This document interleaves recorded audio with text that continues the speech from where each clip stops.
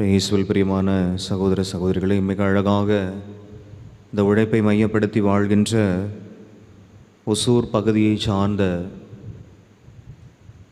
குறிப்பாக இந்த உழைப்பிற்காக பொருளாதார தேவைகளுக்காக பிறந்த இடம், வளர்ந்த இடம், பெற்றோர்கள், உற்றார் உறவினர்கள் எல்லாம் நாம் துறந்து இப்பகுதியிலே ஆண்டவருடைய அந்த ஆசீர்வாதத்திற்காக சிலர் அதிகாலை முதல் நள்ளிரவு வரை உழைத்து கொண்டிருக்கும் இந்த பகுதி, குறிப்பாக உழைக்கின்ற ஒவ்வொருவருக்கும் பாதுகாவலராக, பரிந்துரையாளராக இருந்து பரிந்து பேசுகிற புனித யோசேப்பு, புனித சூசேப்பருடைய நினைவு நாளில் மிக அழகான வார்த்தை இந்த அருமையான நாளில் பவுலடியாருடைய இறை வார்த்தையிலிருந்து நமக்கு கொடுக்கப்பட்டிருக்கிறது.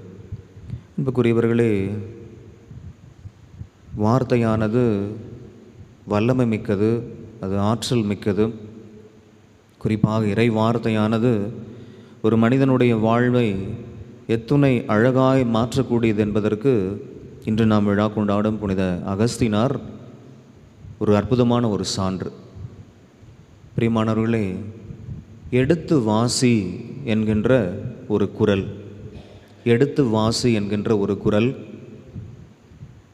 இரவு முடிய போகிறது, பகலானது நெருங்கி வந்துவிட்டது, பகலுக்குரிய இந்த செயல்பாடுகளிலே உங்களுடைய வாழ்க்கையில் இருக்கட்டும் என்ற இந்த இறை வார்த்தை புனித அகஸ்தினாருடைய வாழ்வை இந்த இறை வார்த்தை மாற்றியது என்று சொன்னால் அது மிகையாகாது.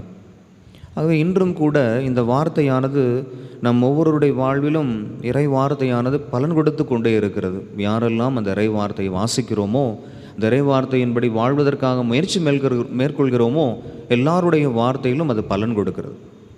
குறிப்பாக இன்று பவுலடியார் தெசலோனிக்கருக்கு எழுதிய 2வது திருமுகம் 3வது அதிகாரம் 6வது இறை வார்த்தை. 2 தெசலோனிக்கியர் 3வது அதிகாரம் 6வது இறை வார்த்தை. Saint Paul's letter, second letter to Thessalonians chapter 3 verse 6. இந்த இறை வார்த்தையை நம்ம எடுத்து வாசிப்போம். அன்பர்களே, எங்களிடமிருந்து நீங்கள் பெற்றுக்கொண்ட முறைமையின்படி ஒழுகாமல் சோம்பி திரியும் எல்லா சகோதர சகோதரிகளிடமிருந்தும் விலகி நில்லுங்கள் என நம் ஆண்டவர் இயேசு கிறிஸ்துவின் பெயரால் நாங்கள் உங்களுக்கு கட்டளையிடுகிறோம். பிரியமானவர்கள், மீண்டும் ஒரு முறையாக இந்த இறை வார்த்தையை வாசிப்போம். மிக அற்புதமான ஒரு இறை வார்த்தை. ஒருவேளை இன்றைக்கி அப்பா அம்மா, ஒருவேளை குடும்பங்கள், இன்றைக்கி நிறைய குடும்பங்களில் சில மனைவிமார்கள் கொடுக்கக்கூடிய ஒரு தங்களுடைய கணவன்மார்களை குறித்து சொல்லக்கூடிய, ஒருவேளை அதை புகார்னு சொல்லலாம், அல்லது அவர்களை குறித்து சொல்லக்கூடிய ஒரு சில அவர்களுடைய புலம்பல்கள், கஷ்டங்கள் அப்படின்னு கூட நம்ம சொல்லலாம். ஃபாதர், எங்கள் வீட்டுக்காரர் வேலைக்கே போக மாட்டுறாரு, ஒரு வேளை ஒரு கம்பெனிக்கு போகிறாரு, அந்த கம்பெனியில் அவரால் வேலை செய்ய முடியல, வந்துடுறாரு, இன்றைக்கி அவரை நம்பி இருக்கக்கூடிய நாங்கள் ரொம்ப ரொம்ப சிரமப்படுகிறோம் அப்படின்னு சொல்லக்கூடிய அந்த குடும்பங்களில், அல்லது இன்றைக்கி வேலைக்கு அன்புக்குரிய சகோதர சகோதரில் ஏறக்குறைய நம்முடைய தருமபுரி மறை மாவட்டத்தினுடைய சார்பில் வேலை வாய்ப்பு முகாமானது ஏற்பாடு செய்யப்பட்டது. ஏறக்குறைய 2000 வேலை வாய்ப்புகளை வச்சுக்கிட்டு அவ்வளோ கம்பெனிஸ்லேருந்து அந்த இடத்துக்கு வந்தாங்க. ஆனால் அதில் பங்கெடுத்த நபர்கள் பார்த்திங்கன்னா வெறும் 200 பேர், மறை மாவட்டத்தில் இருக்கிற இளைஞர்கள், இளம் பெண்கள். அப்போ இன்றைக்கி இருக்கக்கூடிய இந்த வழிகாட்டி, சென்னையில் இருக்கக்கூடிய டான் போஸ்கோ வழிகாட்டி பல மாணவியர்களுக்கு, இளைஞர்கள், இளம் பெண்களுக்கு வேலைவாய்ப்பை வாங்கி கொடுக்கறதுடைய கமெண்ட் என்னவாக இருக்குன்னா, இன்றைக்கி வேலைவாய்ப்பை நாடக்கூடிய நம்முடைய இளைஞர்கள், இளம் பெண்கள் அவர்களுடைய எதிர்பார்ப்பு என்னவாக இருக்கிறது என்று சொன்னால், எனக்கு சேலரி பேக்கேஜ் இவ்வளோ வரணும், 8 மணி நேரம் வேலை இருக்கக்கூடாது, ஒரு 6 மணி நேரம் வேலை இருக்கணும், ஒயிட் காலர் ஜாபாக இருக்கணும். இன்றைக்கி நம்முடைய தாய் தந்தையரை போல, நம்முடைய தாத்தா பாட்டிகளைப் போல கடினமாக உழைக்க வேண்டும், அந்த உழைத்து அதற்கான பலனை அனுபவிக்க வேண்டும் என்ற எண்ணமெல்லாம் அது இன்று சிறிது சிறிதாக ஒரு வேலை மறைந்து கொண்டிருக்கிறதோ என்னமோ. ஆகவே என்னென்னா, இன்றைக்கி ஒரு கம்பெனியில் போய் அவர்கள் வேலை செய்ய வேண்டும் என்று சொன்னால் நிறைய அவர்களுடைய எதிர்பார்ப்புகள். ஆகவே எனக்கு இன்னும் பெட்டர் ஆப்ஷன் கிடைக்கட்டும், இன்னும் பெட்டர் ஆப்ஷன் கிடைக்கட்டும். நிறைய நேரங்களில் எல்லாமே விஐபியாக இருக்கிறாங்க, வேலையில்லா பட்டதாரிகளாம், அல்லது வேலை இருந்தும் வேலை செய்ய மனமில்லாத நபர்களாக இருக்கிறார்கள். அப்படிப்பட்ட நபர்களுக்கு இன்றைக்கி பவுலடியார் இந்த இறை வார்த்தை வழியாக மிக அற்புதமான ஒரு செய்தியை கொடுக்குறார். அப்பா அம்மா அல்லது கணவன்மார்கள், மனைவிமார்கள் அந்த வேலை குறித்த காரியங்கள் அப்படின்னு வரும்போது இந்த இறை வார்த்தை நம்ம பயன்படுத்தலாம். எடுத்து வாசிப்போம். 2 தெசலோனிக்கர் 3வது அதிகாரம் 6வது வசனத்தை மீண்டும் ஒரு முறை எடுத்து வாசித்து பார்ப்போம். அன்பர்களே, எங்களிடமிருந்து நீங்கள் பெற்றுக்கொண்ட முறைமையின்படி ஒழுகாமல் சோம்பி திரியும் எல்லா சகோதர சகோதரிகளிடமிருந்தும் விலகி நில்லுங்கள் என நம் ஆண்டவர் இயேசு கிறிஸ்துவின் பெயரால் நாங்கள் உங்களுக்கு கட்டளையிடுகின்றோம். பாருங்கள் பிரியமானவர்களே, இது ப்ரப்போசல்லாம் கிடையாது. இங்கே என்ன சொல்கிறாங்கன்னா, ஒரு கமாண்டு கொடுக்குறாங்க, என்னென்னா கட்டளை கொடுக்குறாங்க. என்ன கட்டளை அது? இன்றைக்கி நம்ம எல்லாருக்குமே தெரியும், சோம்பல் அப்படின்றது கடவுளுடைய அந்த ஆசீர்வாதத்தை நம்மிடமிருந்து நாமே அந்த ஆசீர்வாதம் வேணாம் ஆண்டவரே அப்படின்னு சொல்வதற்கான மிக முக்கியமான ஒரு காரியம். நம்முடைய அப்பா அம்மா, நம்முடைய தாத்தா பாட்டிகள்கிட்ட நம்ம கற்றுக்கொள்ளக்கூடிய ஒரு விஷயம் என்னென்னா, வேலை செய்த அவர்களால் சும்மாவே இருக்க முடியாது. 60 வயசில் 70 வயசில் 80 வயசில் அவர்கள் வேலை செய்ய வேண்டும் என்று அவர்களுடைய உள்ளம் மிக ஆர்வமாக இருக்கும். அதை அவருடைய செயல்களில் வெளிப்படுத்துவாங்க. இன்றைக்கி எத்தனையோ அம்மாமார்கள், எத்தனையோ பாட்டிமார்கள் இன்றும் கூட நம்ம எல்லாருக்கும் ஒரு எக்ஸாம்பிளாக இருக்கிறாங்க. அப்போ இன்றைக்கி இறை வார்த்தை என்ன சொல்லுதுன்னா, இப்போ சோம்பி திரியக்கூடிய நபர்களுக்கு எதிராக நீங்கள் பேசுங்க, நீங்கள் தீர்ப்பு கொடுங்க அப்படின்லாம் சொல்லலை. மிக அழகாக அந்த இறை வார்த்தை சொல்கிறது, சோம்பி திரியக்கூடிய சகோதர சகோதரிகளிடமிருந்து விலகி நில்லுங்க. பிரைஸ் தி லார்ட், ஹல்லேலூயா.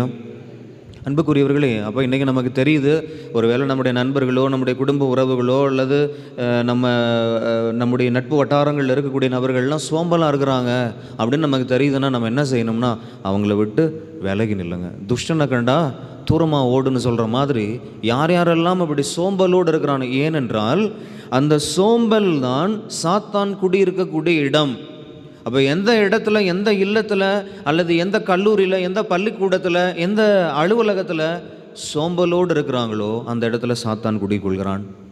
யார் யாரெல்லாம் உழைக்க வேண்டும் என்ற அந்த ஆர்வத்தோடு இருக்கிறார்களோ, ஒரு வேளை அது பங்காக இருக்கலாம், ஆன்மீகமாக இருக்கலாம், வேலையாக இருக்கலாம், வீடாக இருக்கலாம், உழைக்கக்கூடிய அந்த இடத்தில் தூய ஆவியானவருடைய அந்த பிரசன்னம் இருக்கும். இப்போ பவுலுடைய அன்னைக்கு மிக அழகாக நமக்கு என்ன சொல்கிறாரு அப்படின்னா, ஒரு வேளை இந்த சோம்பலோடு இருக்கக்கூடிய சகோதர சகோதரிகள்கிட்ட தயவு செஞ்சு விலகி நில்லுங்க. அன்புக்குரிய சகோதர சகோதரிகளே, அப்போ இன்றைக்கி நீங்களும் நானும் அப்படி ஒரு வேளை நம்ம சோம்பலோடு இருக்கிறோமா பரிசோதனை செய்து பார்ப்போம். இன்றைக்கி அவர்களுடைய அந்த வாழ்வினுடைய எடுத்துக்காட்டை அவங்க சொல்கிறாங்க. என்னென்னா, நாங்கள் நினச்சா எங்களுடைய உரிமை உங்களிடமிருந்து நாங்கள் உழைக்கிறோம், எங்களுக்குரிய அந்த வெகுமதியை தாங்க அந்த நாங்கள் உழைக்கின்றோம். அந்த உழைக்கக்கூடிய அந்த நபருக்கு ஆண்டவர் சொல்கிறாரு, உழைக்கக்கூடிய நபருக்கு உணவு ஆண்டவர் நம்ம கொடுக்கக்கூடிய மிகப்பெரிய ஒரு ஆசீர்வாதம். ஆனாலும் திருத்தூதர்கள் இன்றைக்கி நமக்கு சொல்லக்கூடிய விஷயம் என்னென்னா, பவுலடியார் நமக்கு சொல்லக்கூடிய விஷயம் என்னென்னா, ஒருவேளை எங்களுடைய செயல்பாடுகளால் நீங்கள் பாதிக்கப்படக்கூடாதுன்னு சொல்லி நாங்கள் எங்களுக்கு உரிமை இருந்தும் கூட அதையெல்லாம் விட்டு கொடுத்துட்டு நாங்கள் உழைச்சோம். எங்களுடைய உணவுக்காக நாங்கள் உழைத்தோம், உழைப்பின் மத்தியில் நாங்கள் ஆண்டவருடைய வார்த்தையை போதித்தோம் என்று தங்கள் வாழ்வின் அனுபவத்தை சொல்கிறாங்க. இன்றைக்கி நற்செய்தியில் ஆண்டவர் இயேசு கிறிஸ்து சொல்கிறாரு, ஒரு வேளை வெள்ளையடிக்கப்பட்ட கல்லறைகளாக நாங்கள் இருந்துடக்கூடாது அப்படின்றதுக்காக நாங்கள் உழைக்கிறோம், எங்கள் உழைப்பை உங்களுக்கு முன்மாதிரியாக கொடுக்கிறோம் அப்படின்னு இன்றைக்கி புனித பவுலடியாரும் சரி, எல்லா திருத்தூதர்களும் சரி, ஆண்டவருக்காக உழைத்த அத்தனை நபர்களும் நமக்கு கற்றுக் கொடுக்கக்கூடிய ஒரு பாடம். பிரியமானவர்களே, அப்படி ஒரு மனிதன் உழைக்கின்ற பொழுது, அவன் ஆண்டவரோடு இணைந்திருக்கின்ற பொழுது, ஆண்டவர் அவனுக்கு கொடுக்கக்கூடிய மிக அற்புதமான ஒரு ஆசீர்வாதத்தை திருப்பாடல் 128 2வது வசனம் இன்றைக்கி மிக அழகாக சொல்கிறார். பிரியமானவர்களே, நம்ம நிறைய நேரங்களில் நம்ம நினைத்திருக்கிறோம், இன்றைக்கி ஒரு வேளை நம்ம உழைக்காமல், கடவுள் விரும்பக்கூடிய வகையில் நீங்களும் நானும் உழைக்காமல் ஒருவேளை நாம் உண்பதினாலோ என்னவோ நம்ம நோய்வாய்ப்பட்டுறோமோ அப்படின்ற ஒரு எண்ணம் கூட வருகிறது இந்த இறைவார்த்தை வாசிக்கிற பொழுது. திருப்பாடல் 128 2வது இறைவார்த்தை நம்ம வாசிப்போம்.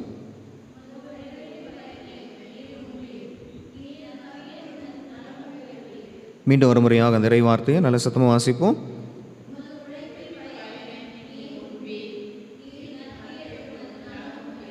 உம்முடைய உழைப்பின் பயனை நீர் உண்பீர்.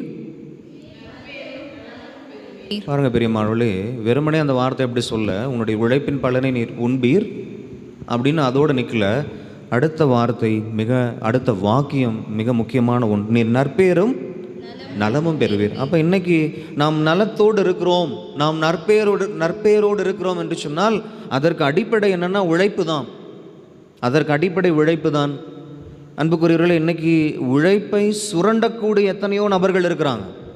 இன்றைக்கி 6 மணி நேரம் வேலை, 8 மணி நேரம் வேலைன்னு சொன்னால் அதை தாண்டி 12 மணி நேரம் வேலை, 24 மணி நேரம் வேலை வாங்கக்கூடிய நபர்கள்லாம் இருக்கிறாங்க.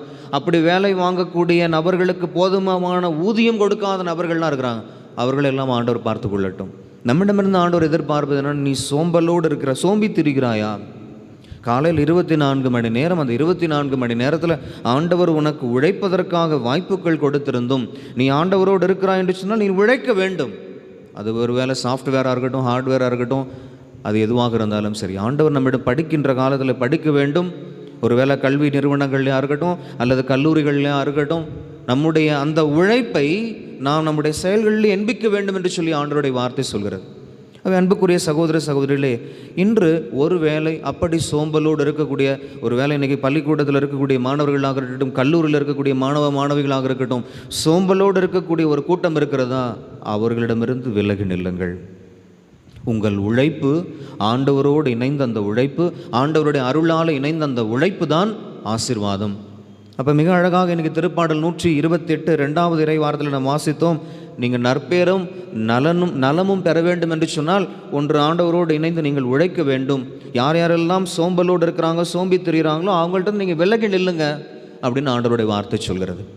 கண்களை மூடி கரங்களை குவித்து, இந்த உழைப்பிற்கு முன்னுதாரணமாக இருக்கிற திரு குடும்பம், புனித சூசையப்பர், அன்னை மரியா, குழந்தை இயேசு நம்ம கற்றுக் கொடுக்கிற பாடம், திருக்குடும்பத்தில் இருக்கிற அத்தனை உறவுகளும் உழைப்புக்கு முன்னுதாரணம். அன்புக்குரிய சகோதர சகோதரிகளே, நம்முடைய மூதாதையர்கள் உழைப்பிற்கு உதாரணம். 80 வயசுக்கு மேலே, 85 வயசுக்கு மேலே, 90 வயசுக்கு மேலே நீங்கள் சற்றே இளைப்பாறுங்கள் என்று சொன்னால் கூட இளைப்பாறுதல் இல்லாமல் வேலை செஞ்சிட்ருக்கிற நம்முடைய மூதாதையர்கள் நமக்கு வழிகாட்டிகள். தொடர்பிருக்கும் இந்த திருப்பலியில் நாம் மன்றாடுவோம். ஆண்டவரே, உம்மோடு இணைந்து உம்முடைய அருளாலை உழைக்க, அந்த உழைப்பை ஆசீர்வாதமாய் பெற்றுக்கொள்ள தொடர்ந்து எங்களை ஆசீர்வதியும் என்று, சோம்பித்திரியும் கூட்டத்தோடு இல்லாமல் விலகி நிற்க எங்களுக்கு வலிமையும் ஆற்றலும் தாரும் என்று தொடர்பிருக்கும் திருப்பலியில் மன்றாடுவோம். ஆமென்.